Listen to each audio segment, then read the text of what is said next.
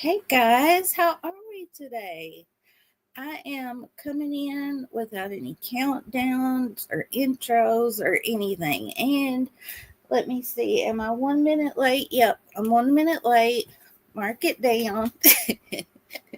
I try never to be late, you guys. That matters a whole lot to me. But it's good to see all you guys. Aaron, how are you? Yep, we're gonna go over the press conference today. And hey Heather Brat, how are you? And Adrian, hey buddy, it's good to see you too. Um, First of all, hey Trista, how are you? Um, you guys, this all happened um in the last hour, and everybody has been helping me. Miss Arnold, how are you?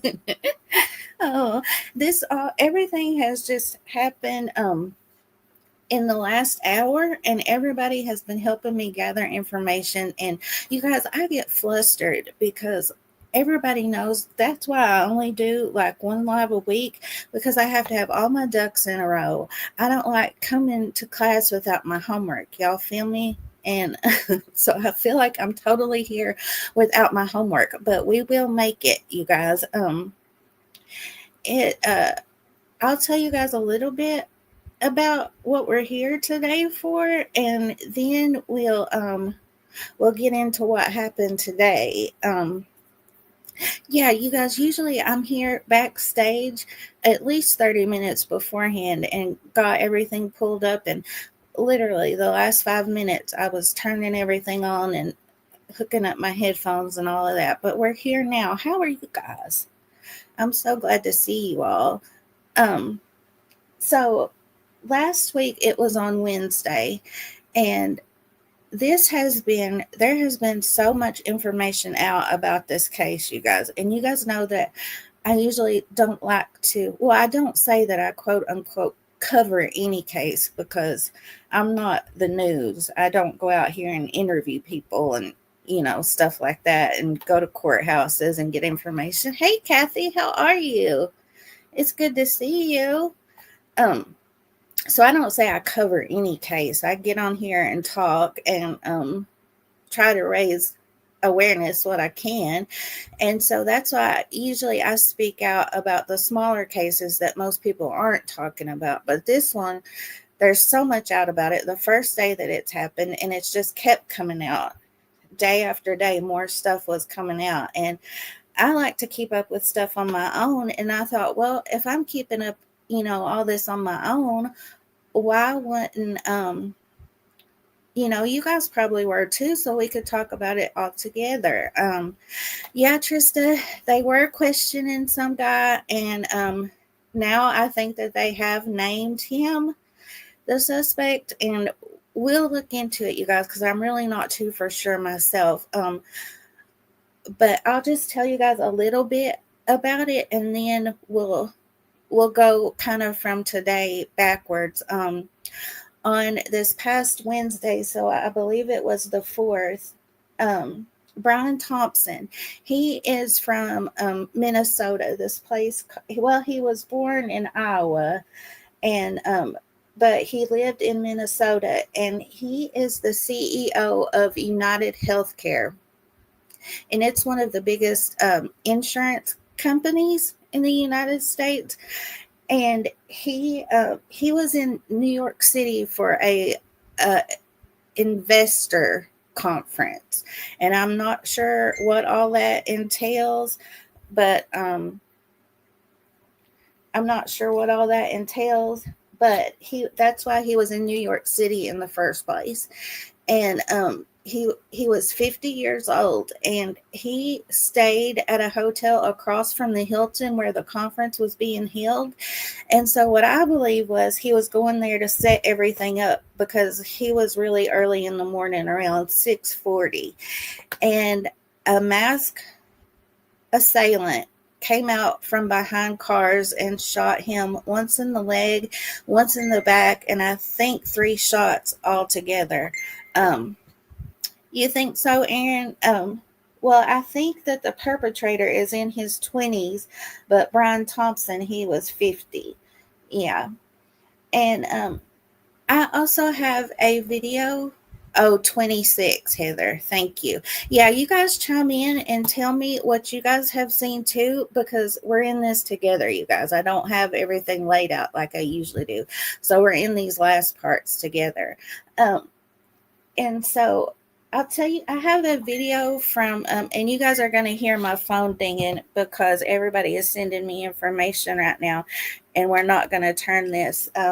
We're not going to turn it down because it might be important. But let me see here. Well, if you guys need me for something important, tell me in here, and I'll check the chat.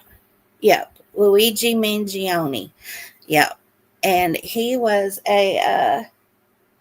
he looked like a good kid too, you guys. Yeah, I got you. No problem. I got it. He looks like a really good kid too. But we'll look more into him. So Brian Thompson, he's from Iowa originally, and he graduated in 1997 in accountant, and he's been working at United Healthcare since 2004, but he's been the CEO since April 2021. And he, at the time of his death, he was married to wife Paulette Thompson. She's 51 years old, and she is a physical therapist, but they had been living apart for the last few years, but they owned homes about half a mile apart so that their boys could kind of go back and forth. They had one boy that just graduated high school and one was still in high school, I believe. And so he made a lot of money, you guys.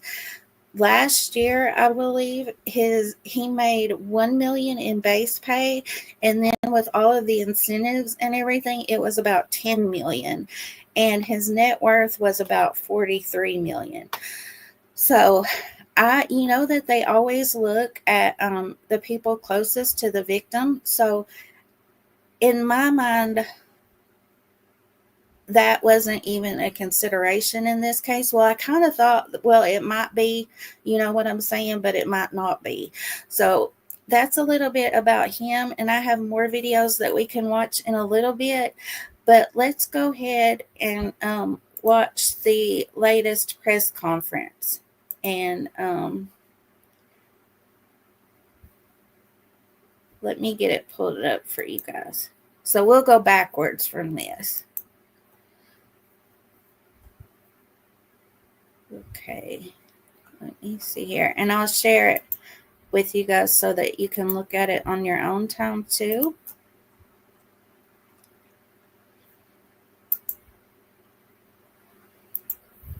And thank everybody for helping me get this so quickly. I really, really appreciate it. Okay, let me come back and get you guys.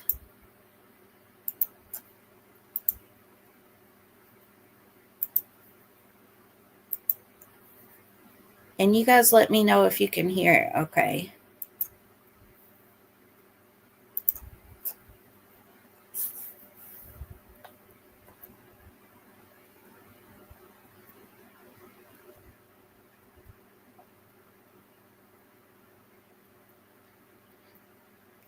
Let me get us to when it starts here.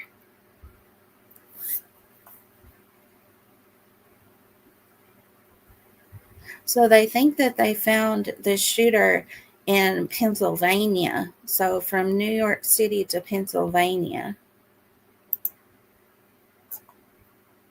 Usually these press conferences, we have to boost the audio. We'll see. You guys let me know if you can't hear it well. Good afternoon.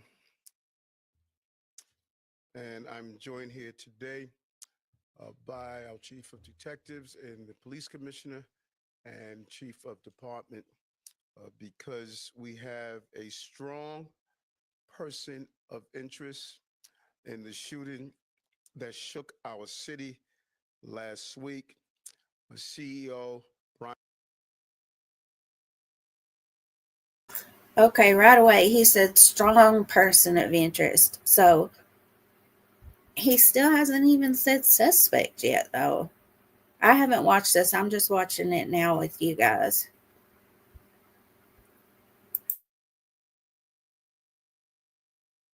Brian Thompson of United Healthcare was the victim of a senseless act of violence.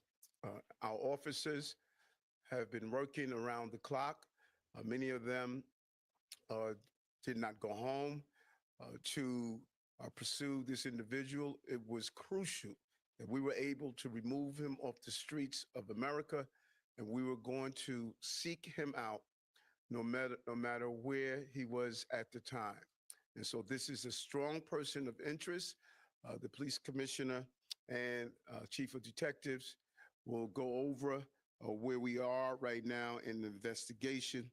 He matches the description of the identification we've been looking for. He's also in possession of several items that we believe will connect him to this incident. How did we do it? Good old fashioned police work. Uh, the chief of detectives and the police commissioner made the decision to release as much of a photo that we had at the time. We sent it across the country, and someone, a McDonald's employee, did something we ask every American to do. If you see something, say something, but most importantly, do something. And they did. And because of that, we believe we have a strong person of interest to deal with this case. I want to now turn it over to the Police Commissioner of the City of New York, Commissioner Tisch.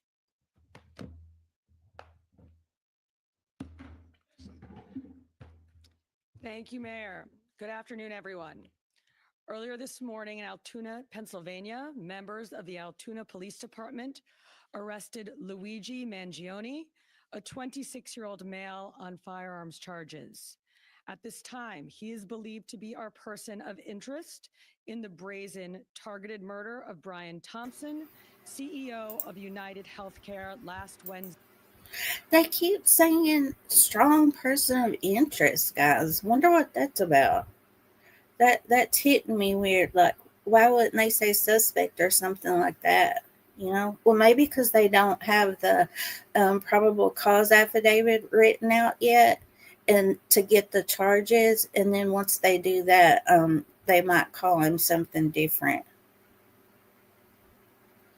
Oh wow, me too, Kathy. Me too. Wednesday in Midtown Manhattan. The suspect was in a McDonald's and was recognized by an employee who then called local police. Responding officers questioned the suspect, who was acting suspiciously and was carrying multiple fraudulent IDs as well as a U.S. passport. Upon further investigation, officers recovered a firearm on his person as well as a suppressor, both consistent with the weapon used in the murder. They also recovered clothing, including a mask consistent with those worn by our wanted individual.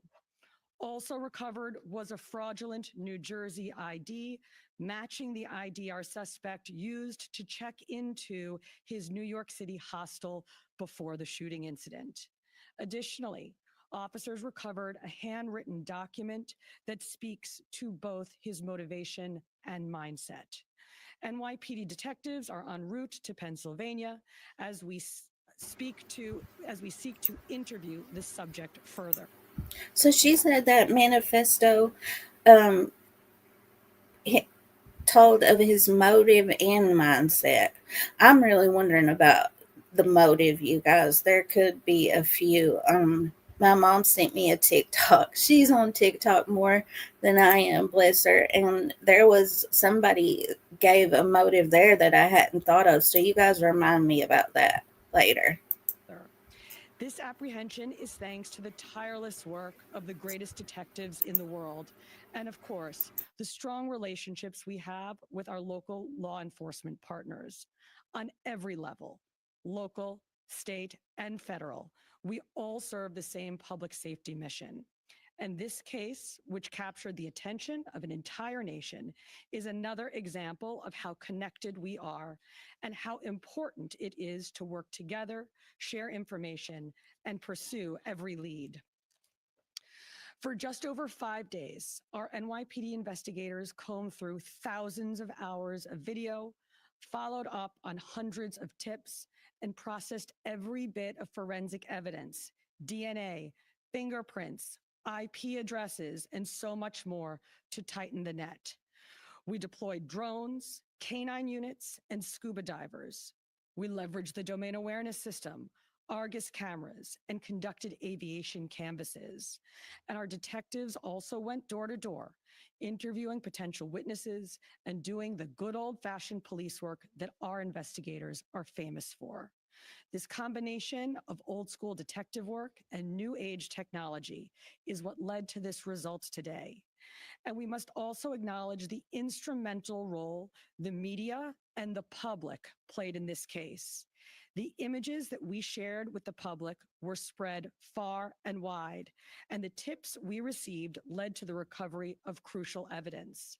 We should never underestimate the power of the public to be our eyes and our ears in these investigations. This is the third time in 3 weeks that a member of the public has seen something and said something and done something that led to a high-profile arrest. The triple stabbing homicide in Manhattan, the gunpoint robberies in Queens during which an NYPD officer was shot, and now this. Now, the case will continue through the criminal justice process. And while we are proud of today's accomplishment, we must, of course, remember that a family is in mourning.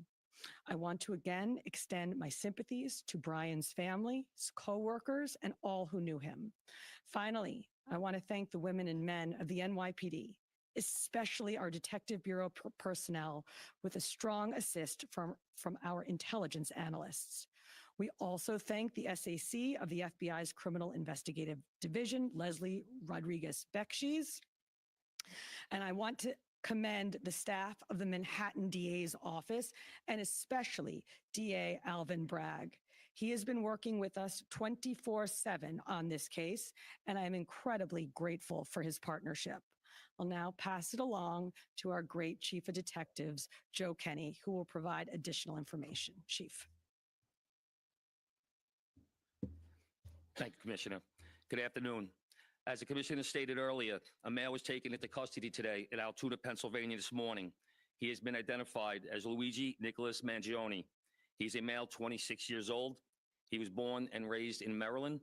We know he has ties to San Francisco, California, and his last known address was Honolulu, Hawaii. He has no prior arrest history in New York. Members of the NYPD Detective Bureau are currently... Whoa, Honolulu, Hawaii.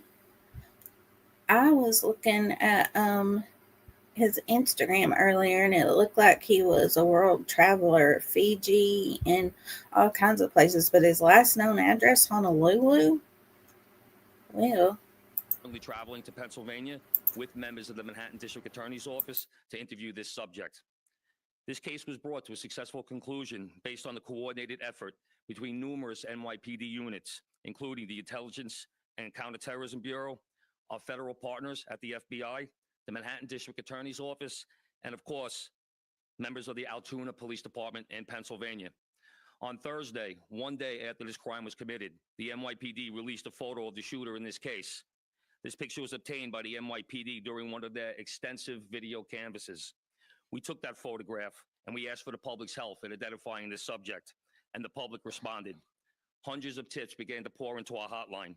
Each tip was investigated thoroughly, and we began to release additional photographs as they came into our possession. The NYPD provided these photos to numerous media outlets.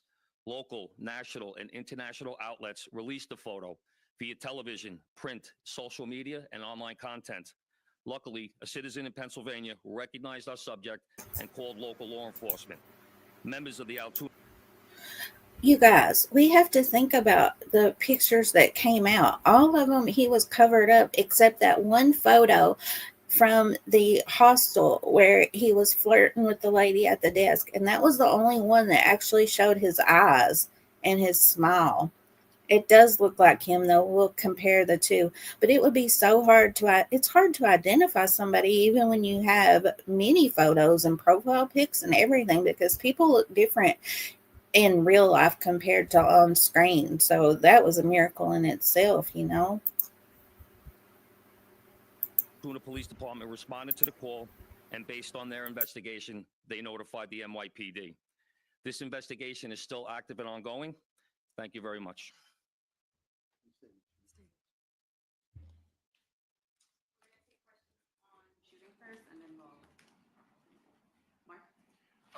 I had a couple of questions about the document that he was found in possession with.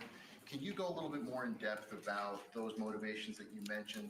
Was that CEO specifically named in that document? Was there anything more about him wanting to go after others? And also in that document, was there any indication that explains us how the level of detail that he went into killing him? Like, is there anything? Like I said, that document is currently in the possession of the Altoona Police Department as part of their investigation. But just from briefly speaking with them, we don't think that there's any specific threats to other people mentioned in that document. But it does seem that he has some ill will toward corporate America. Over here, sir. MJ? Chief, was the suspect wearing a mask at the time he...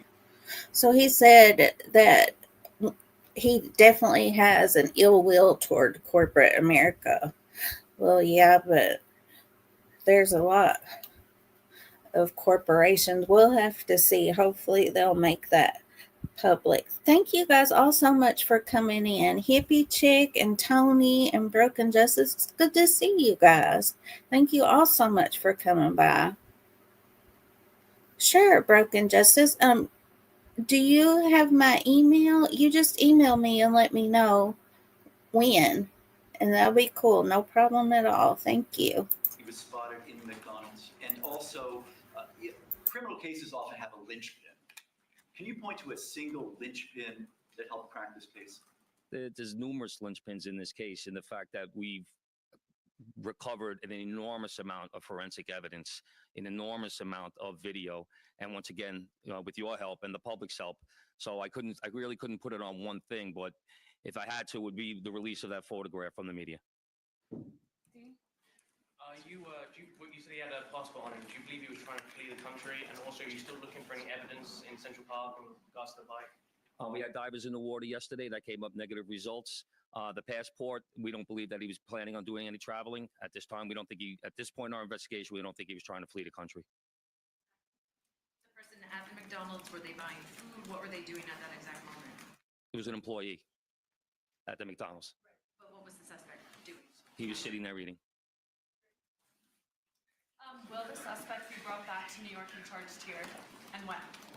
We're going to have to work that out with the Manhattan District Attorney's Office in Altoona, Pennsylvania. He's going to be facing gun charges there. And at some point, we'll work out through extradition to bring him back to New York to face charges here, working with the Manhattan District Attorney's Office. Hi, Anita from the New York Post. I was just hoping to get more details on the capture itself.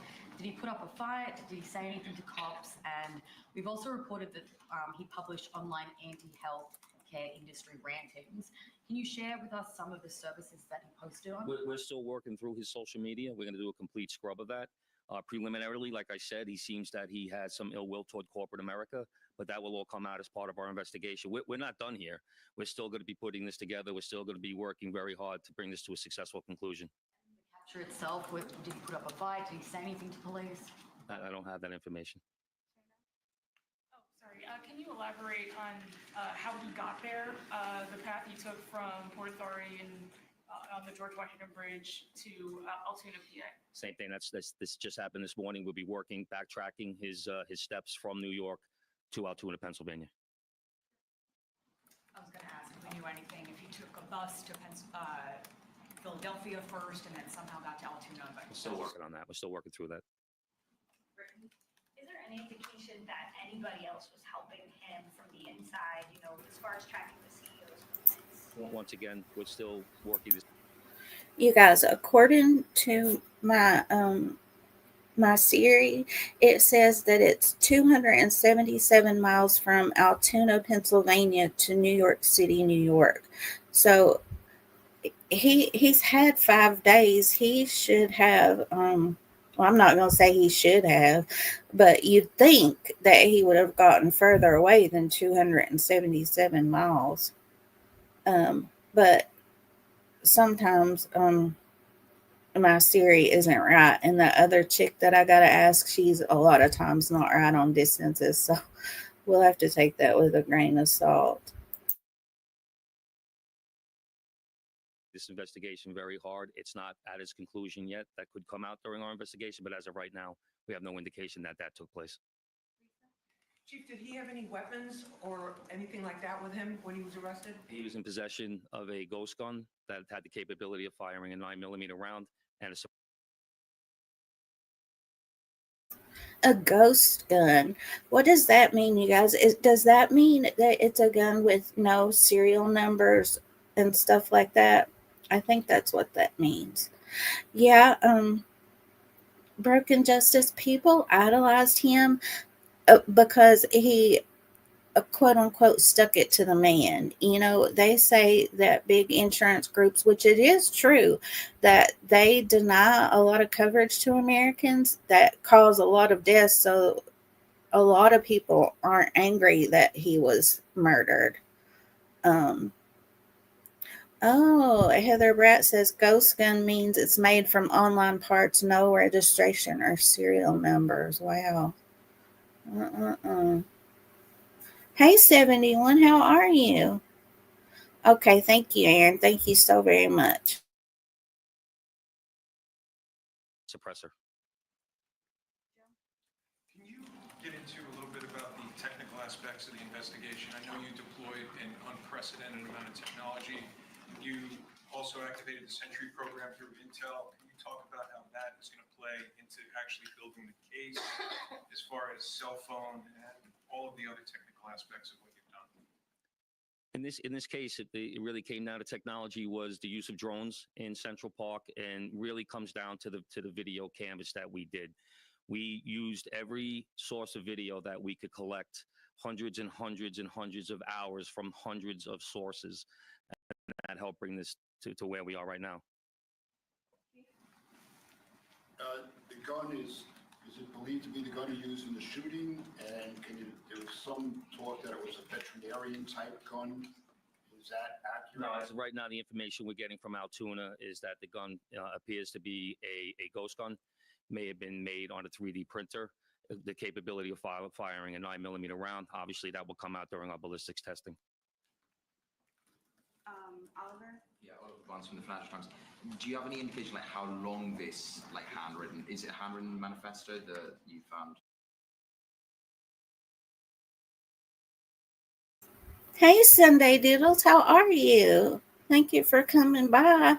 Guys, they said it could have been made on a 3D printer. How crazy is that, too? Like, I don't remember if I'd ever heard that before, but oh my goodness, that's kind of crazy too, isn't it?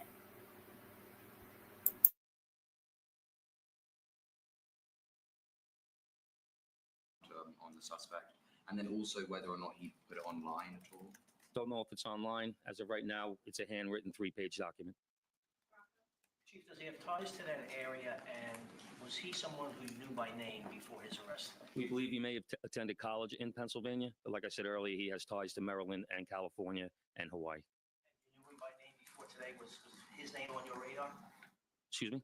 Was his name on your radar? Was he someone who you had been looking into before his arrest? No, we did not have his name prior to today. Does he have any prior arrests? I know there were none for New York City, but. What part did you need, Broken Justice? Oh, really, Trista? She says her husband has a 3D printer and you can make quite a bit of things.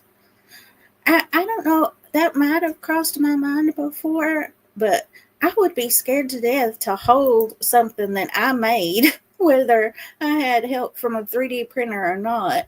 I'd be so scared to death I would have messed up on one little thing and it would come back and bite me big time, you know.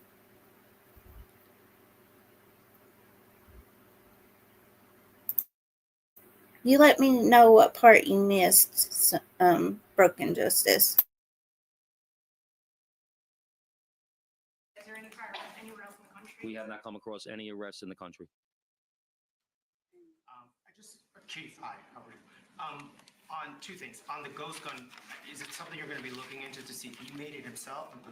Can he make that himself? Or would he have to buy the gun the way it was? No, once again, that'll be part of our investigation as we follow up. I mean, obviously he's going to face murder charges, but is there any chance that he could face any other charges because he was targeting the CEO and because of his writings and other things that we're now finding on him? Is that federal charges or That determination will be made by Alvin Bragg. Yes, what connections does he have in Pennsylvania that you know of, and are they in Altoona specifically? We believe he attended college in Pennsylvania. Does he know anybody in Pennsylvania? Wouldn't be able to tell you that. All right, we're gonna take one more question from shooting Marla, and then we're gonna go. What, you talk about the manifesto having said things against corporations, but specifically United Healthcare, and do you believe that Mangione acted alone? We believe at this point, our investigation is leaning toward he was acting alone. So like I stated earlier, we're still working through the investigation. We're not stopping today. And as far as the manifesto, like I said, I don't have the complete details of that. It's in the possession of the Altoona Police Department. We're gonna shift to Foxhound. Good job, Chief. Commissioner, Chief Manager.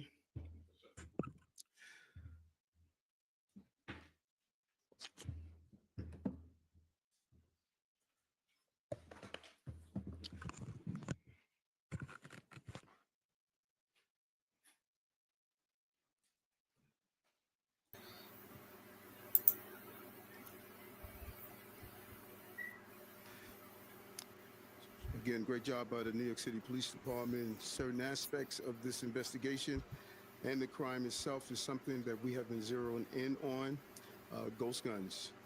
We have really talked about this since the beginning of the administration.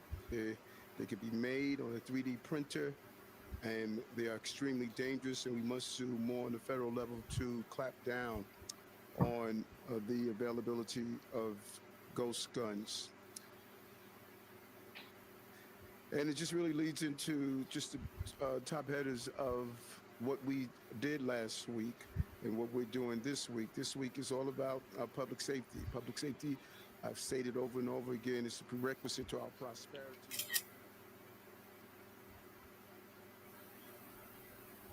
Well, it just cut him off, didn't it?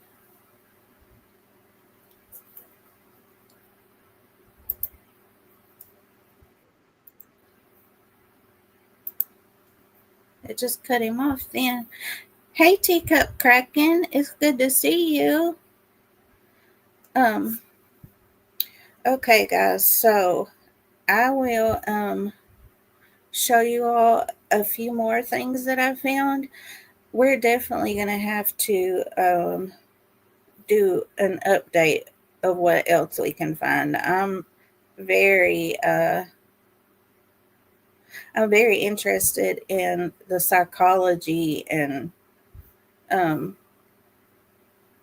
everything about who would do something like this.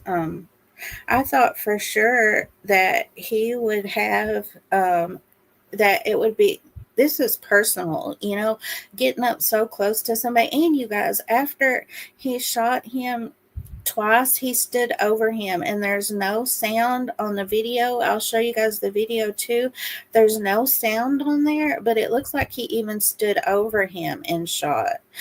71. That's what in one of the TikToks that my mama sent me. So there was a Brian Thompson had his own set of issues. He was being sued along with United Healthcare, and it was about insider trading, and there was two other people that were said to have been in trouble with him, and that TikTok said that maybe those two other people had paid to have him taken out of the picture, that maybe he was gonna rat those people out or turn evidence, So okay, you guys, let's look at my let me see here. Let me make sure I got everything good. Okay, let's look in my bubble up folder and see what we've got. I've added a lot of things these last few minutes. So this is him, Luigi Mangione, 26 years old, did you guys say? And then this is him too. How crazy is this, you guys? B. Crumb sent me this. He's holding a Happy Meal. Yeah, look at those eyebrows, you guys. Those look very familiar, huh? How crazy is that there's a picture? So that's so let's look at this right here. This is you guys, when cases first come out, I know Heather Bratt, right? Oh, I got a text from my mom. Hang on just a second, guys.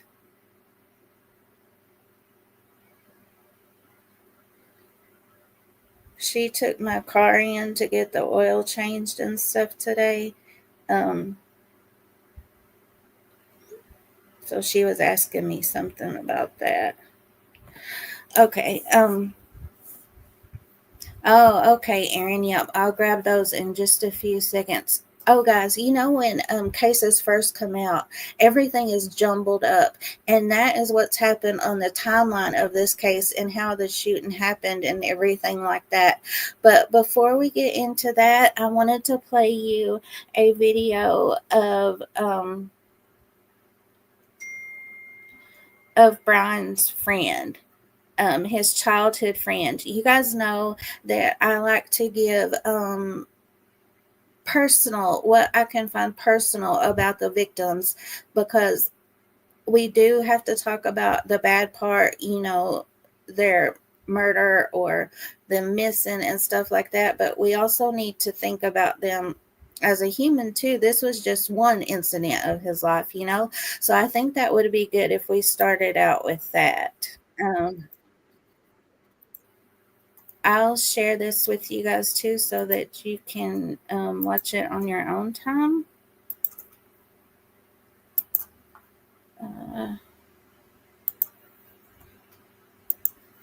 Okay. Let me turn the sound down because I had to boost it for that and it's kind of loud. Let me fix it for you guys. Well, no, it says it's not. Okay.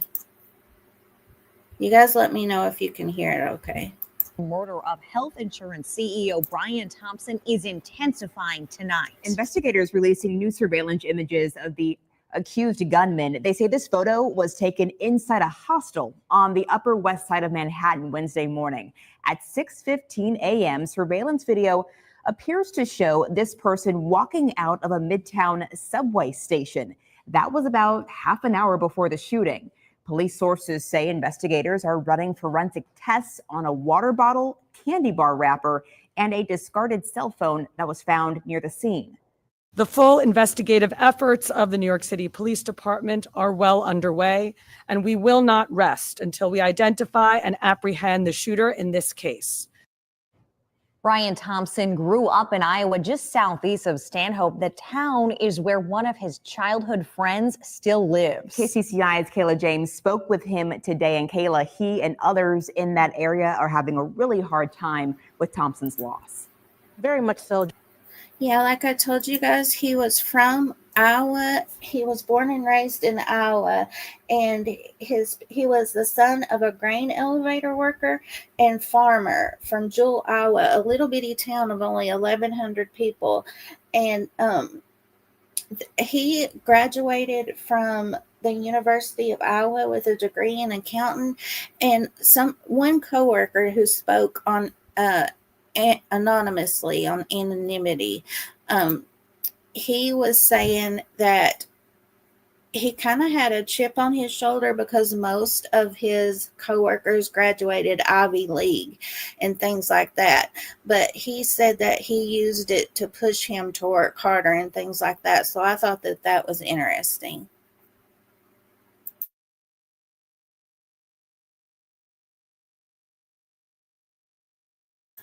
But on the other side, people said too, well, he came from, such a small town and knows how people have a hard time, living in small towns like that. And so he should have made sure that people like that got their health care too. So, I want to give both sides. But having said that, both sides means there's absolutely no reason in this world to be a vigilante and take justice, or quote unquote justice, into your own hands. You go to the source and change laws and rules and things like that. You don't harm anybody. I know Aaron says, sadly, TikTok is full of people that are doing the same as Wade Wilson. Yep, that's exactly, yep. Aaron, you said what I was thinking. While I agree insurance needs to change, taking a life isn't the way to do it. Absolutely not. Jillian and Laura, we spoke with multiple people off camera today. First in Jewel, where people kindly directed us to people living in Stanhope. That's where we eventually met Taylor Hill, who fondly remembers Thompson as his childhood best friend. Sometimes the best kinds of childhood friendships We got along, and had fun. are the ones from small towns that just form naturally. I'd make him smile, he'd make me smile, we'd laugh. For Taylor Hill, one of his earliest friendships began in kindergarten with Brian Thompson, a classmate who lived southeast of Stanhope, just a few miles from the town square. Basically, our whole school years together, we hung out and with other friends too, obviously, but wasn't much that we didn't do anything and everything together. Whether it was out and about in their towns or within the halls of South Hamilton school buildings, Taylor doesn't need pictures to remember his best moments with Brian. He would always love to go snowmobiling out there at my dad's and go through the little pine trees. The two graduated from high school in 1993. We kind of split off on our ways from there at that moment, but we still kept in touch. And then here, even these last few years, more in touch with, text messaging and stuff like that. Taylor says it was through a message Wednesday he found out his childhood hometown friend was killed. It was just a shock, just something hard to believe that somebody that you knew that well your whole life and grew up with is gone. Brian's life taken in what Taylor calls a horrific situation. He was the smartest, greatest friend who many in the town of Stanhope and South Hamilton County area are now mourning. I couldn't say it enough of, how great it was that I knew him, just smart and a fun guy to be around. I mentioned we spoke with a few people off camera, one of them being Hamilton County Supervisor Rick Young. He says the Thompson and Young families have been friends for generations. And in a statement tells me Brian was a great student, athlete, and friend to everyone in South Hamilton. Jody? Yeah, Kayla, thank you for that report. We wanted to find out what insurance companies here in Des Moines are doing about their security for their executives. KCCI has reached out to Wellmark Blue Cross Blue Shield, Principal, and Nationwide, and so far, we have not heard back from any of them. Manhunt for the suspect accused in the murder of health insurance CEO. So that was a little bit about Brian, you guys, and they said that he went by BT at work, so for his initials and stuff, I think. So what they are telling me, I just got this, they said that Luigi Mangione was an anti-capitalist socialist grad student. He was against profits for corporations. He liked online quotes from Unabomber Ted Kaczynski. I'll have to verify these myself, and it said that he's a former prep school valedictorian of his 2016 high school graduating class at the Gilman School in Baltimore, where he played soccer. School tuition at the all-boys school is nearly $40,000 a year. So it doesn't seem like he would know about choosing between your medication or your food for that month. I mean, you guys know what I'm saying. It doesn't seem like he would know about that. So we'll have to see. and he had double master's degrees and was valedictorian at the Ivy League. Yeah. So let me see what else I've got for you guys. Let me see here. Oh, I did mean to mention this at the beginning, you guys, and I haven't seen you guys doing it, but just in case, please be aware that, we're talking about insurance right now. So if you guys share anything about your insurance or anything like that, please remember that people on the internet can take, just be careful about your privacy and things like that. I did want to mention that. Aaron sent me this. Let's look at this, you guys. Look. Yep, the eyelashes, the smile, the nose. Yep. In my mind, they've got the right person. Yeah, it can be. Oh no, 71. Well, that sucks too. When I first got hurt, I didn't have health insurance either, and the helicopter ride to the bigger hospital was like 26,000. Oh, you guys, and I know I'm telling you guys, I tell you guys to be careful, but I'm going to tell you this. My first wheelchair, when I broke my back, it was $5,000, and that was a really long time ago, so I couldn't imagine. And it's not even one with a motor or anything, just a manual wheelchair. It was $5,000, and I had to make payments on it. I can't remember how long it took me to pay it off, but it's like my first car was only like $7,000, I think. What they need to do is try to change laws about how much medical equipment is. Like, you guys know that if they can make a car out of metal and all that stuff, that a wheelchair that small should not cost that much. They know that people have to have them is the thing, and they know that you'll have to pay for it. So we need to go for that too, not just insurance not approving wheelchairs and things like that, but about how much they can charge people, because that's ridiculous in my opinion, you guys. Yeah, that's true. That's very true, FarQ. I think this is a good discussion. That's why I didn't want to just look into it myself. I thought that we all could talk about it. I know, Teacup Kraken. I don't know. Well, they did take my measurements and things like that. So it was quote unquote custom, but still, you guys know what I'm saying. There's no reason that it should have been that much. Let me see here. So this is the, I found, like I was telling you guys before about the timelines, I'll have to tell you guys what I know,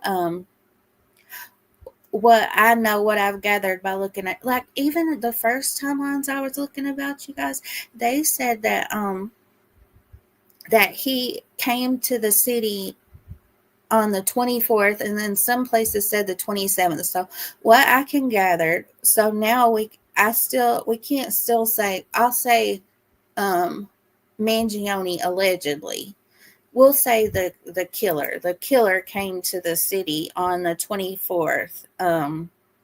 And he took so this, I'll have to tell you guys about it, what I've found so far. Let me see if it says on down here. Let me see here if it says on down here. Okay. I'm not even sharing this tab with you guys. I'm glad that I looked at it because I wasn't even sharing the right tab. I'm sorry, guys. Okay. Let me see here. This tells the day of the shooting, allegedly, where he was and things like that. But I want to tell you guys before that what I found. So he came to this New York City. It was the 24th through the I've never been to New York City, you guys, but they said it's the Port Authority, and I guess that's where all the buses where they let everybody off and pick everybody up, the terminal. And it says that they caught the perpetrator, his arrival via Greyhound bus around 9 p.m. on 11/24. And some places I read said that he first took a taxi to where the shooting would end up happening. So he wanted to stake things out, I guess. So he took a taxi there, and then he took a taxi to the hostel where he checked in at around 10 p.m. And he stayed at the hostel the whole time, but for some reason he checked out on the 29th and then checked back in on the 30th of November. So I don't know what that was about. And so that takes us up to the day of the shooting. Oh, and it said that he used cash the whole time. Everywhere that they saw that he went, he used cash. And at the hostel, he used an ID of someone from New Jersey. And I did see the name of that person, and we might see it here too, but I don't want to say that yet though. But I don't know if it was a fake ID or if this person was really real. I don't know. So that takes us up to the day of the shooting. And around right here it starts at 6:15, but he is spotted leaving his hostel holding an e-bike battery around 5:30. And it starts right here, and it says he's seen leaving the 57th Street F train. So he took this and about 6:15, and there is a little video of this, and there he is with his backpack and stuff. And then these are some of the first photos that they shown. And oh yeah, 71, they did say they found fake IDs on him when they arrested him too. So this is these are some of the first pictures that we saw. Oh, you guys, when he was in the hostel, he had two male roommates, and they said that he would even eat with his mask up and just pull it up to eat. So he kept it on the whole time. And here it looks like he has a different kind of mask. The mask I've seen were like medical masks. And hey, Neat Noodle, how are you? It's good to see you.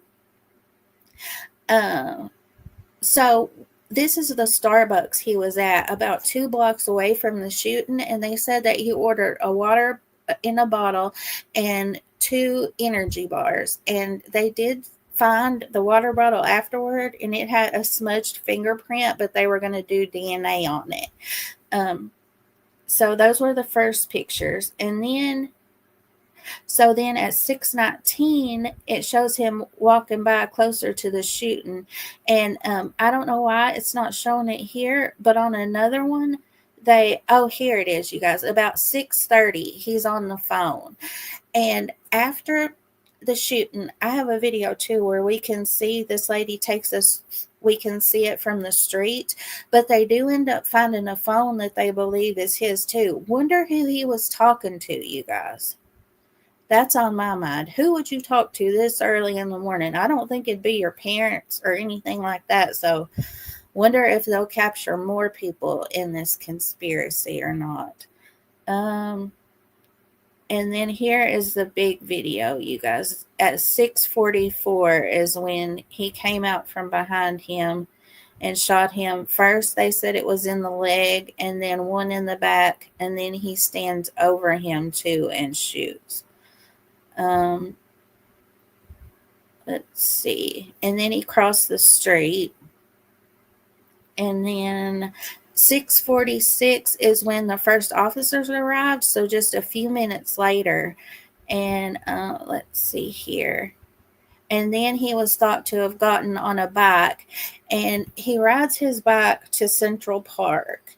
And he has his backpack on. And he's in the park around 12 minutes, I believe. And they do end up finding the backpack, you guys, and in it is Monopoly money, and I believe it's the jacket that he's wearing right here. It's a Tommy Hilfiger jacket. And here he is after he's gone to the park, and they said that he don't have his jacket on anymore. So let's see here. And that's the picture from the hostel where he was flirting with the lady at the desk. So that's all I have right there. Now let's watch the videos, you guys, of it shows on the street, walking through the street. It shows us in person, because I don't know if you guys have been to New York City and around these places, but I haven't. I haven't been anywhere but the holler. The holler, and I have went to Washington D.C. and Florida and places like that, but I've never been to the to New York City before. So let me find it, you guys. Let me see here. Oh, and this picture, you guys, some fella took this as he was leaving that morning. A bystander took that photo. See, he's walking straight through there. And the video that we're about to watch, she's going to show us and walk through there too. Let me see here.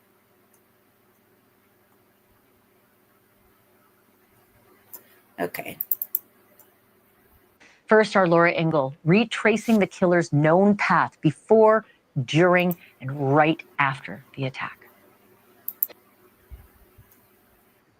The Luxury Collection Hotel. This is the hotel where Brian Thompson was staying the night before he was murdered. And he left these doors at approximately 6:43 a.m. All of this taking place right in front of the Ziegfeld Ballroom. This is a very famous theater where lots of fancy movie premieres happen. So as we walk towards the Hilton, you'll see that there is a driveway right here. This is part of a parking garage with the Hilton Hotel. And it's probably where you saw that woman who ran away from the shooting. It's probably where she got into safety right through this alleyway here. So this is where everything happened. So we see the gunman walk up right here, come up onto the sidewalk, and he shoots point blank right here in front of those doors. Brian Thompson, you see him walking towards 6th Avenue this way, and that's where he shot in the back. And right over here, Ashley, right over here is where everything happens. You see him stumble, and he collapses right here underneath this light. That's where we saw in the video, you guys. That's where he ended up at. Right up against this wall, and that is where the gun jams, is where I'm standing right here, and he shoots him, and then he walks away, and we're going to take a walk through the passageway across the street where he makes his exit. Right across the street is the Ziegfeld Ballroom, and this is where the gunman exits. He comes across the street. We're on 54th right now, and this is the passageway where the suspect was seen leaving the scene of the crime. Now, you've heard it described as an alley, but take a look at this. This is really more of a passageway. We see this in New York all the time, this big, wide open space where people have lunch and where you have seating. And this is where he goes. So let's come this way, because we're going to walk you all the way to the other side of the block, because what he did was he exited on 55th. So as we take a walk through here, we're going to show you how he got. That's the picture that the bystander took, you guys. He was walking right through there that I showed you guys a few minutes ago. Oh no, Neat Noodle. That sucks. Up and over this concrete walkway.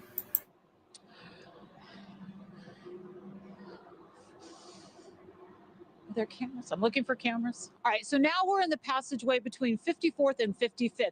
This is the passageway where investigators reportedly found some type of a phone. 71 says some are doing Christmas walks now. You should look around and find them at night to see the decorations. Oh, that would be cool too. You know, but that reminds me of something, you guys. Remember during Riley Strain how that I was thinking about this before they caught this guy today.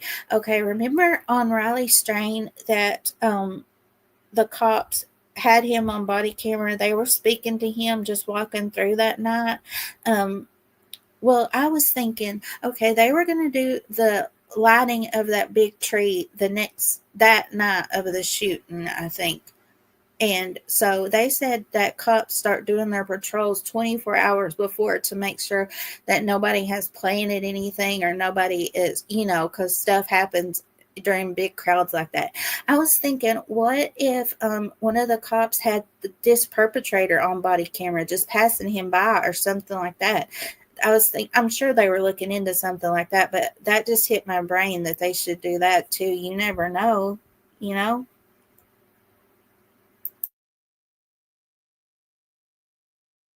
Whether or not it was a burner phone, we still don't know. But take a look at this. There are cameras everywhere through this passageway. So we're going to walk you down these steps, and you can see it's a pretty clean exit as you get to 55th Street. So down the steps he goes and reportedly turned right.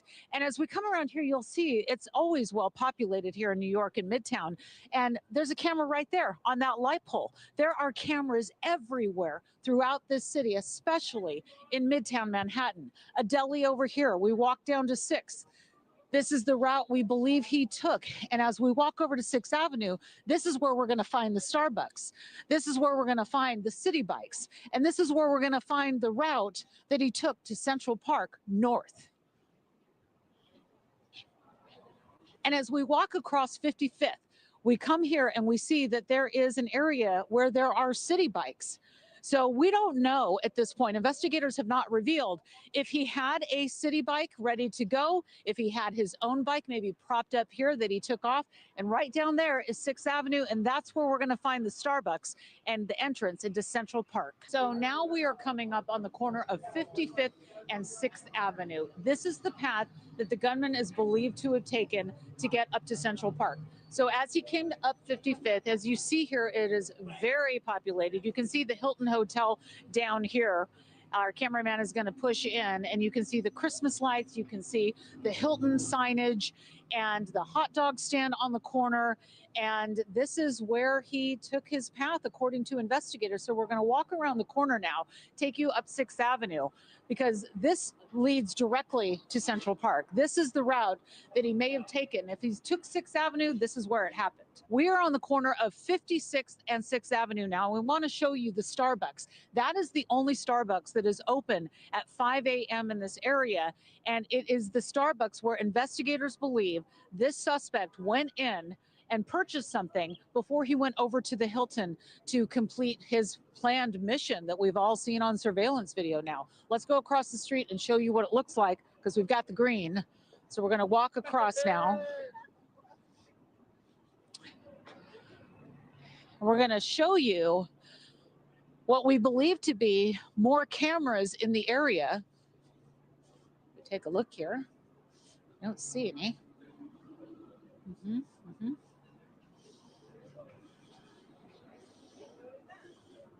You can see here, look at the store hours. This is the only Starbucks that is open this early in the morning. So it was a Wednesday, 5 a.m. And these are the doors that the alleged gunman walked through, ordered something, possibly discarded something. We've heard that investigators were looking through the trash, that they're looking for DNA that he may have left behind on some kind of a cup, maybe a candy wrapper. But it happened inside of here, just a few short blocks away from the scene of the crime. We are making our way towards Central Park. We have just left the Hilton, the Starbucks, the F train. Now we're going to take you up the path. This is 6th Avenue. And so she said he used the F train too. From what I can figure, the hostel is about 50 blocks from where the shooting happened. So, and they said he had an e-bike battery with him. It's going to be really interesting when they figure it all out, how that they did it. But some places are saying that he drove a taxi there that morning. But a lot of places, like you just heard, and we saw the video, that he took the F train there. I guess that's a subway.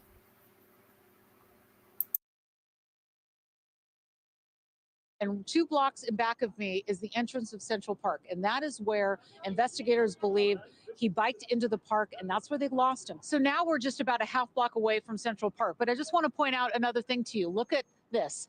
This is where the cameras are. The cameras are everywhere. They are outside of delis. They are outside of coffee shops. They are on light poles. They are places that you don't even know.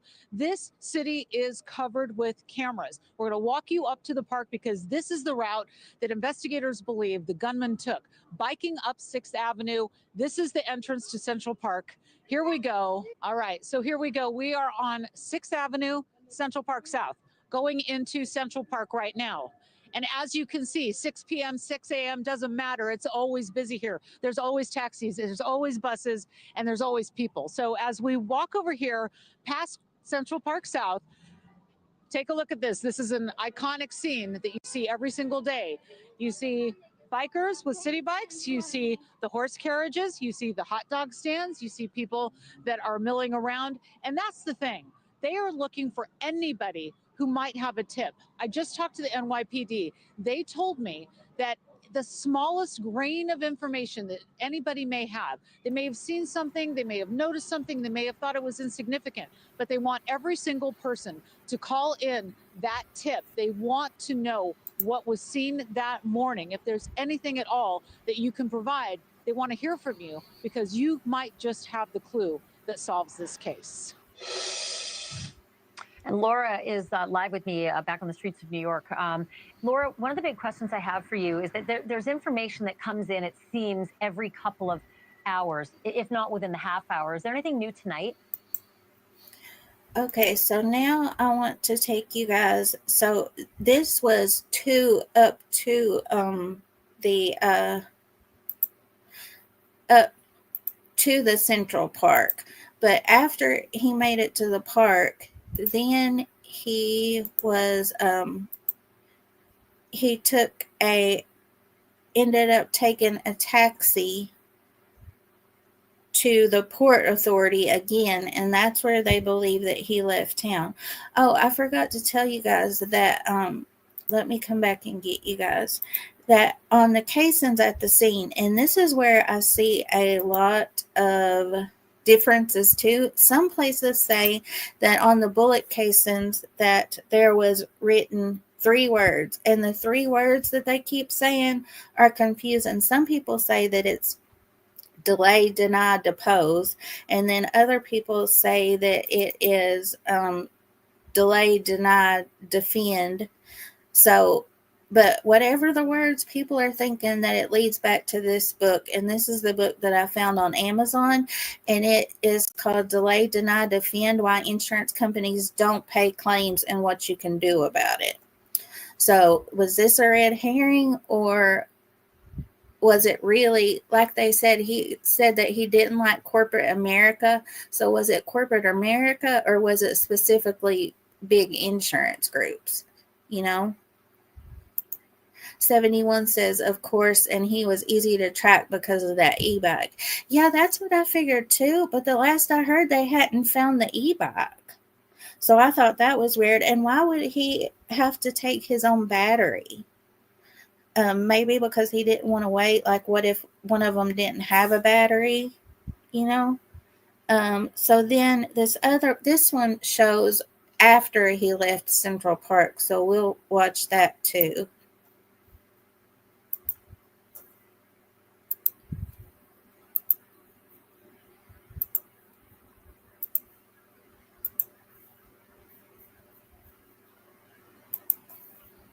Gosh, I mean, Central Park is hundreds of acres, right? It is just absolutely enormous. But we do want to show you a couple of the routes that he could have taken. So as you mentioned, we're right here at the entrance, 59th and Central Park South, where he entered. And of course, you see all the horses and carriages. That's where we see everybody pick up the riders. But come with me, Ashley. Come and walk this way, because there's 2 ways that he could have gone. He comes in on this path right here. And this is the road that we see the bike riders and the horses and the buggies go. There's also this path where those 2 people just walked in. That is a walking path. And if we walk over here, let me see if I can get you there.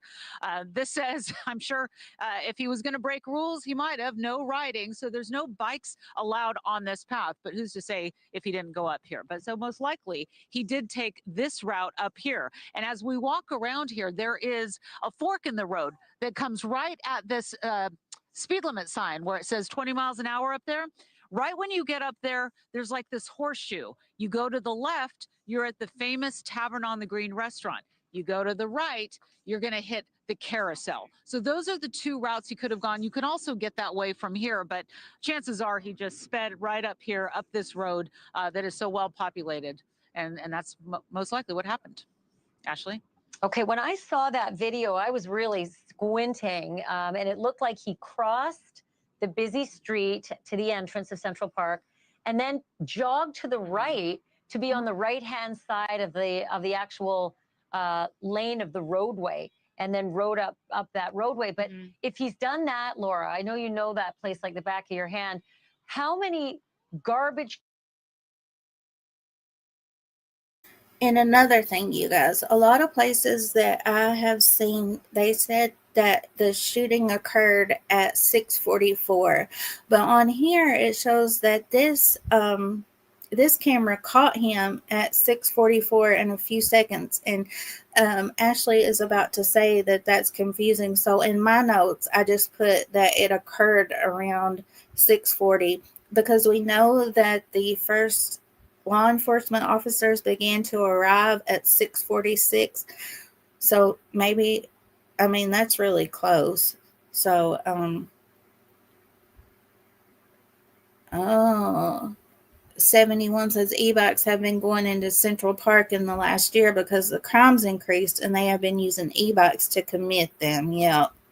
Yep. I see what you mean. Cans, grates, how many, great secreting areas and water sources might he have gone by as well that he could have gotten rid of some other evidence if he did. Right. I mean, I don't have a count of the trash cans, but you're right, Ashley. There are so many trash cans. There are all the grates. And of course, we just had all the leaves come off the trees. So we have been told that investigators have been combing this park and took a second pass today. As a matter of fact, just as a matter of the last few hours, there were detectives and investigators in here with flashlights that could be seen going through, of course, when the backpack was found by the carousel. But we have been told that there were over 100 police officers going into the park today, searching for any signs, any clues, and of course found the big one, the back.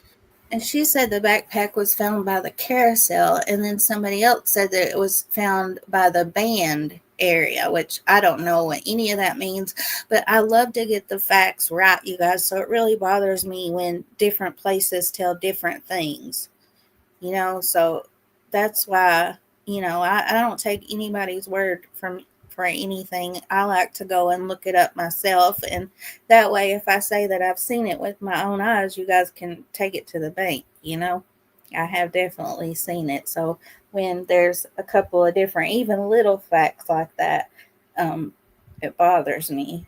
Backpack by the carousel, by those two boulders. But there's a lot of grates. There's a lot of areas where this could be hidden. And I do want to mention it's Friday night. That's when it was found. This happened Wednesday morning. So the backpack is found by the carousel Friday night. Does that mean it was there the entire time?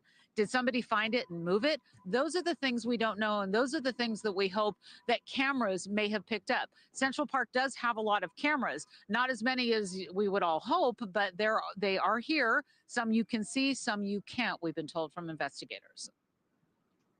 So I'm looking at the backpack, and one of the things that struck me right away, Laura, was that it was bulgingly full. That did not look like a backpack that. At this time, they don't know what's in the backpack, but the person who made the backpack, like the designer, I think he said that it's not made anymore. So he would have had to have bought it a few years ago. And they also said that it's an expensive backpack, like $300. So that's crazy. Hey, Aries, how are you?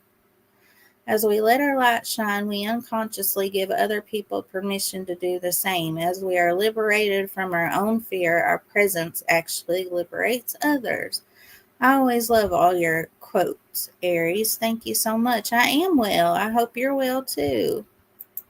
Had lost the change of clothes that he needed. It looks like whatever he took with him to the shooting, it is as full as it was during the shooting.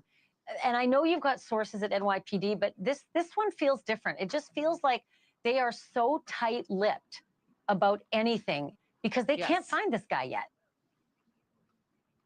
They can't. And when I've been calling them all day long asking, can you just tell me when you found the backpack? Can you tell me exactly where? They wouldn't tell us much. But then, of course, Anna, your producer and great producer and friend, found this search that was going on at the carousel. And we have now learned through other investigative reports that they didn't touch it, that investigators, once they found it, they scooped up the leaves, from what we've been told, all around it, all around the backpack. They didn't want to touch it. They didn't want to even put a glove on it. So they picked up the backpack with the leaves and they took it to a forensics lab. We've been told it was a lab in Queens. So that is where they're going to carefully go through it. But isn't it interesting? Because you would think if he was going to ditch that backpack, that he would have had something else, that he would have had another bag to put it in and take it out of the park, not just throw it. So it is going to be so very interesting to see what's in it, and whether or not we're going to hear that over the weekend, we just don't know. But we do know that forensics are starting on it. Thanks for watching. Go to joinnn.com to find News Nation on your screen. And don't forget to click the red subscribe button. So then the next pictures that they came out with were pictures of him inside the taxi, and when he's getting out, you can see that he's not wearing the same jacket in the other photos from the Starbucks. It looks like, because this one doesn't have pockets, and let me see here.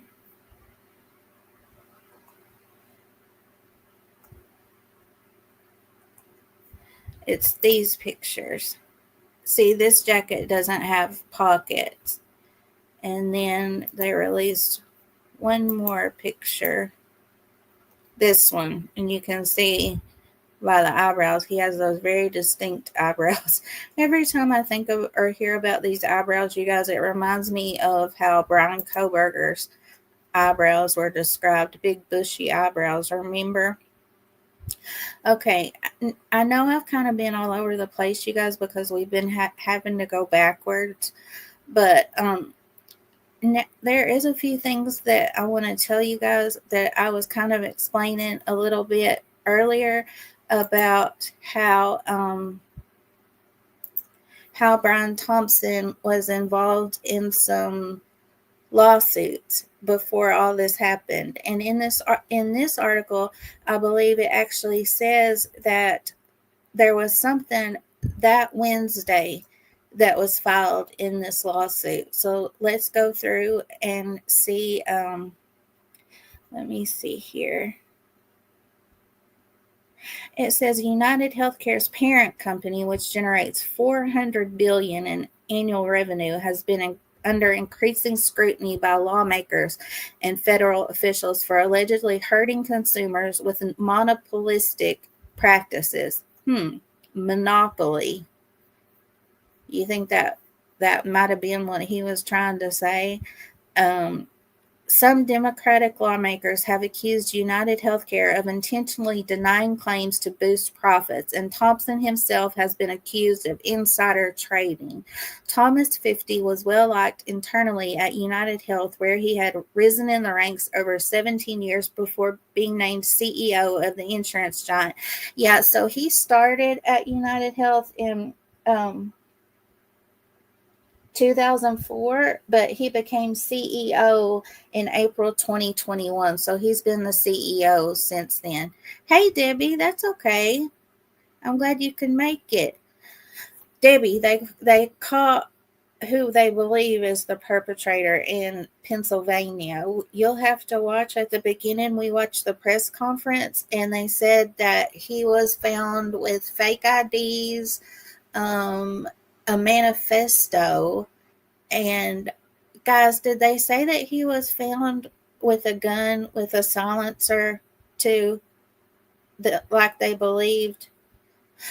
And Debbie, they believe that he 3D printed it too. It's crazy. So all this happened like an hour before I went live, so we were trying to gather all the info that we could. Thank you so much, Aaron. If you need to go, though, it's okay. Yep, so they did find both of those 71, the gun and the silencer. I have to listen to things a few times, you guys, before I take it all in. Yep. He had previously run the Medicare business within United Healthcare. That's another thing, you guys. When you have Medicare, you can get, I forget what it's called, but instead of just going through regular Medicare, you can get like Anthem or Blue Cross Blue Shield, and they do your Medicare stuff. And it says legal scrutiny around United Healthcare's Medicare business regarding potentially overbilling the government affected Thompson personally during that time, said a former colleague who spoke on the condition of anonymity given the sensitivity of Thompson's death. He called me and said, "I'm from Iowa. My parents have difficulty explaining what I do, let alone being sued for $1 billion." So you guys, like I said, this may not have anything to do with it, and there is absolutely no reason that justifies what he did. But I still feel that I should give you guys the facts that I know, NorCal Jim says, "I knew the suppressor was homemade. They are heavily regulated and easily trackable when purchased. It is also the reason he had to cycle it after each shot, no booster." Yeah, I saw a little bit about the gun on Coffindorfer's X, and people were trying to explain things to her, and she just wasn't getting it. She would say, "Oh yeah, I know exactly what you mean," and then she would go as what they call a talking head on a podcast or news after that, and she would be saying what they told her. I just don't like her vibe at all, you guys. I'll just say it. I just don't dig her vibe at all. So let's see. Colleagues described him as smart and affable with an Iowa farm background that allowed him to explain complexities of healthcare in relatable terms, known affectionately as BT. That's what I was telling you guys. With the build of a former high school athlete, Thompson had the presence to give major speeches and lead corporate events in a self-effacing manner that drew staff to him in more intimate settings, remembering personal details about hundreds of United Health employees, colleagues said. Well, that was nice that he knew to ask them about, this person or that person in their lives.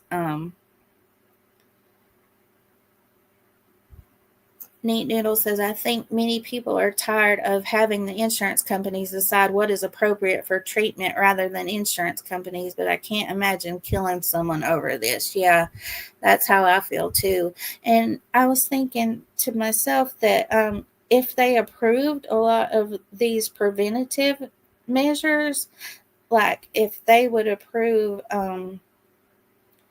like mammograms or things like that, which I know they do now. Well, my insurance does. If you're over 40, you can get one every year. But I just mean that as an example. If they would approve these preventative things, then a lot of the treatments that people need later could be avoided. And then they say, if you need this certain surgery or something, they say, well, you have to go through this treatment, that treatment, and that treatment to see if it'll work before we do the surgery. When really, if they would just approve the surgery, it could be over and done with, things like that. That bothers me too. A lot of things need to change, and hopefully this will get people moving in that right direction. I don't know. Let's see here. And this tells that he was on his way to speak at an annual investor conference. Why do United Health Group, why do they have the need for an investor conference? And here they said that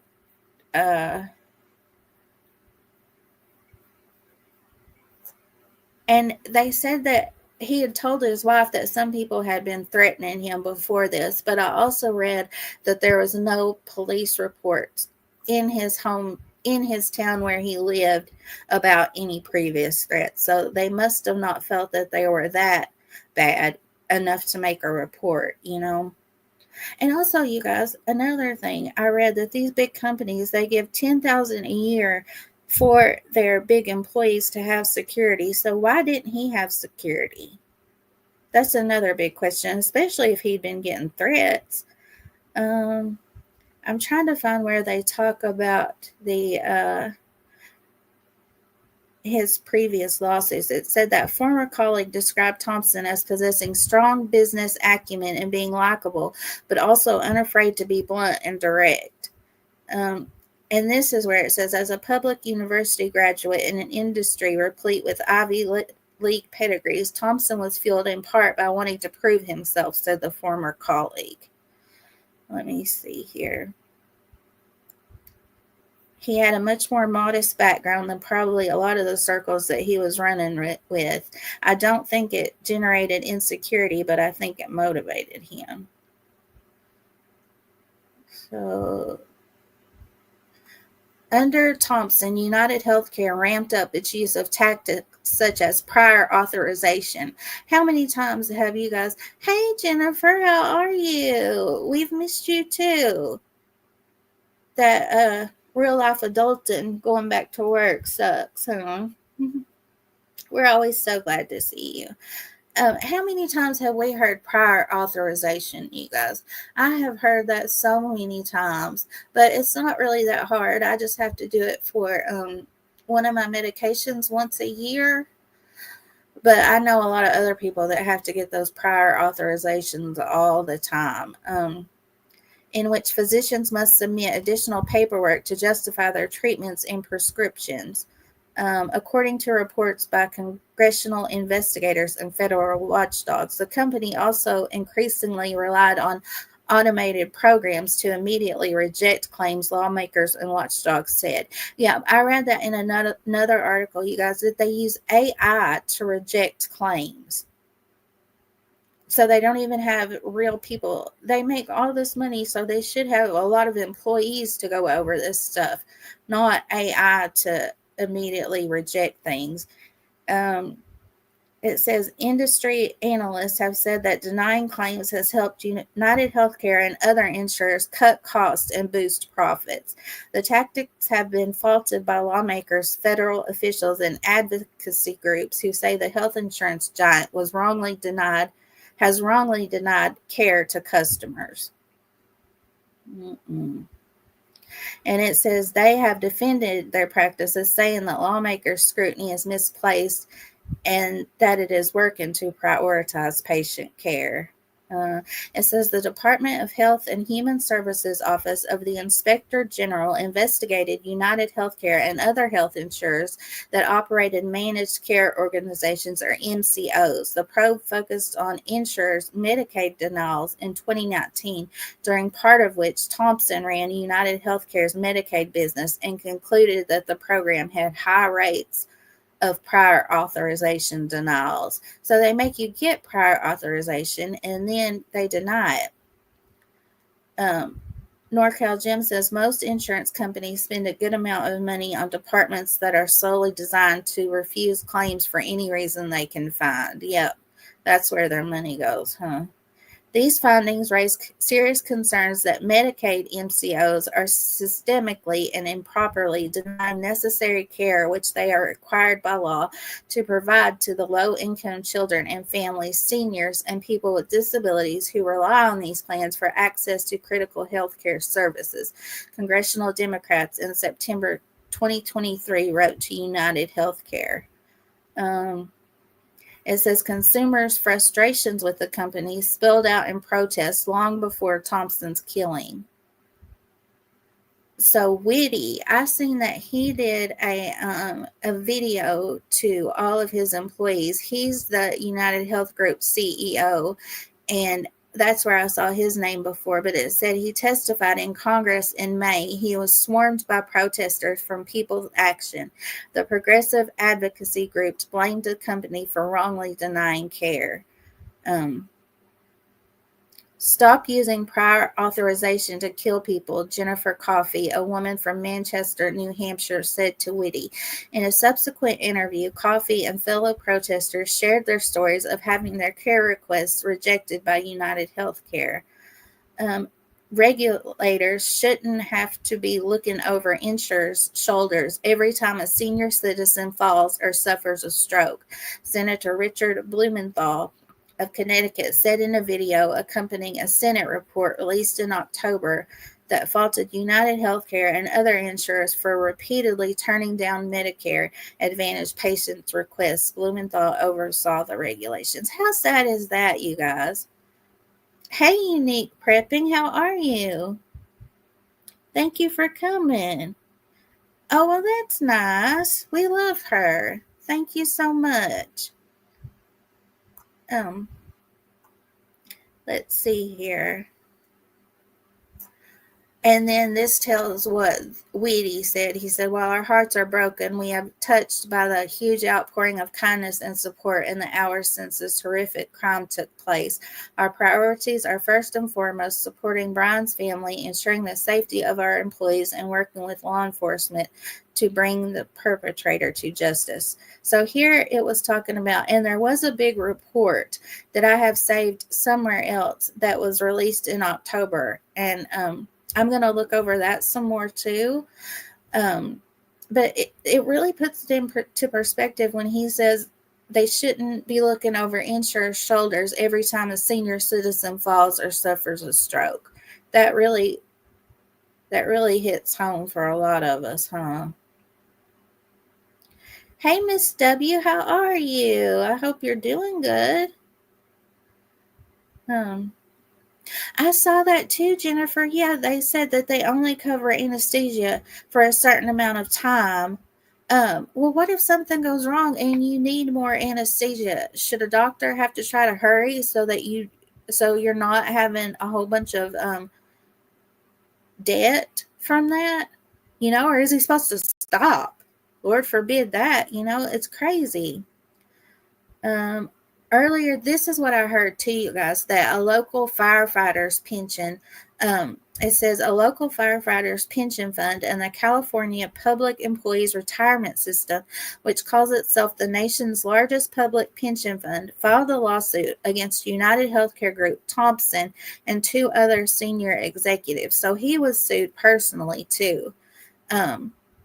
It says the suit alleged that they took part in deceitful business practices designed to artificially inflate United Health's revenue and stock price. And then, in the case of Thompson and one other executive, they sold their stock before news of a federal investigation into the company became public.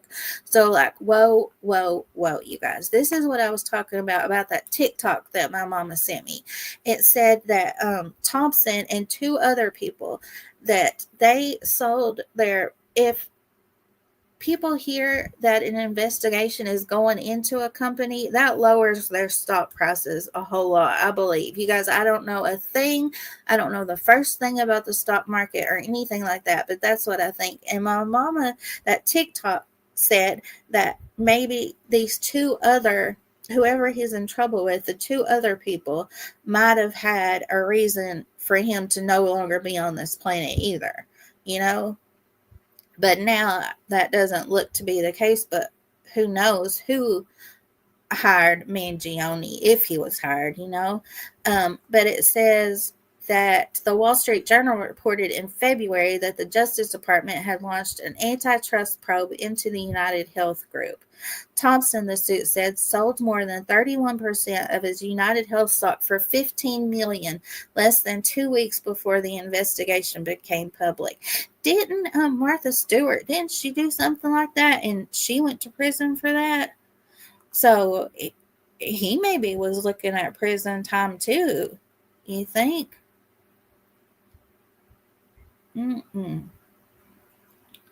The case is ongoing. Here's where it says, you guys, the latest filing in the case came on Wednesday, the day Thompson was killed, according to court records. It was a judge's order stating that Thompson's responses to the suit were due by March 1st. So that wasn't a really big thing, but still, you think that it could be a coincidence that it was filed on the same day? Possibly so. It says James Scullery, a spokesman for the California Public Employees Retirement System, said that the organization had not issued a statement released to the lawsuit or any other pending matters. So this just tells of Thompson's background and things like that. I think that's all that I really had to tell about that, you guys. But this talks about 2 things: that he was being sued by that retirement system and the firefighter's pension, and he was also being looked into for criminal matters relating to selling his stocks before that investigation became public.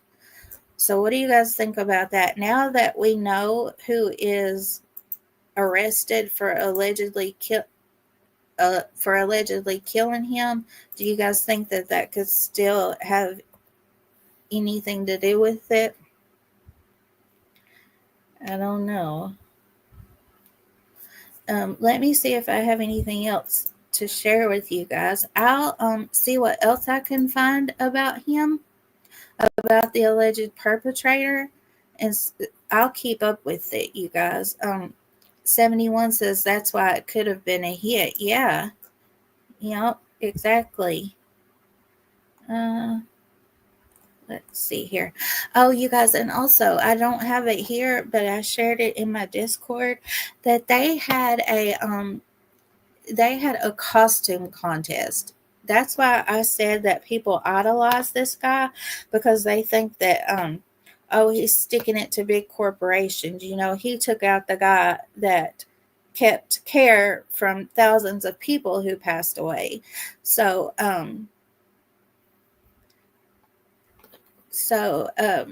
people idolized him, and so in New York, even people dressed up like him and had a costume contest, and this one guy made $50.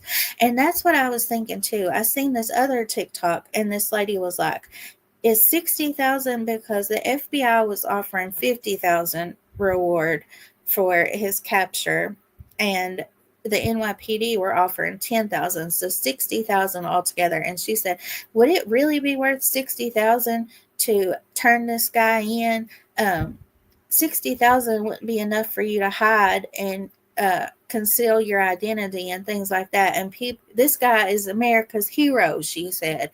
So everybody would be so upset if you turned in America's hero. So that's why I was saying, you guys, we don't know.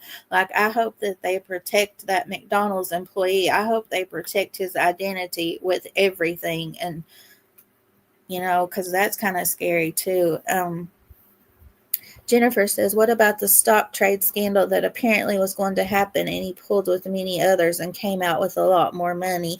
Yeah, that's what I was just reading. Him and 2 others were being looked into for selling their stock 2 weeks before it was made public that they were being investigated. So that could have something to do with it too. Neat Noodle says, one of the problems with that thought is that he will just be replaced by another 10 million a year CEO in days. Yeah, that's absolutely true too. Yeah. Let me see here, you guys. So they had that press conference today. I still can't get over this picture, you guys. He was found at a McDonald's, and here he is with a Happy Meal. Luigi Mangione, 26 years old. Yeah, and here is, do you guys think they got the right guy? Even just by looking at this without the evidence that they found on him, it definitely looks like the same guy to me. It looks like he even has his eyebrows done, doesn't it? I know, Jim, right? The eyebrows. His eyebrows are more shaped than mine are, even, I think. Yeah, and his lashes. It definitely looks like the same guy. Yeah, Kathy, it's those Happy Meals that got him caught, wasn't it? Him going to the McDonald's. If he could have bypassed the Happy Meals, he might not have got caught, huh?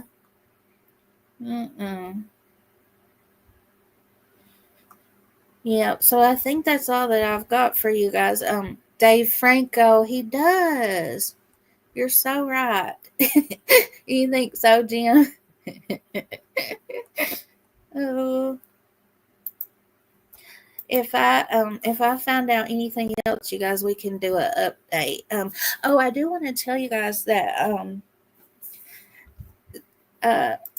Stephanie that we talked about last week, I have found out some more information about her too, Stephanie Dameron.